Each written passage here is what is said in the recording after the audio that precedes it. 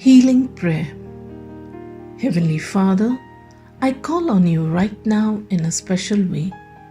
It is through your power that I was created. Every breath I take, every morning I wake, and every moment of every hour, I live under your power. Father, I ask you now to touch me with that same power. For if you created me from nothing, you can recreate me. Fill me with the healing power of your Spirit. Cast out anything that should not be in me. Mend what is broken and root out any unproductive cells. Open any blocked arteries or veins and rebuild any damaged areas. Remove all inflammation and cleanse any infection.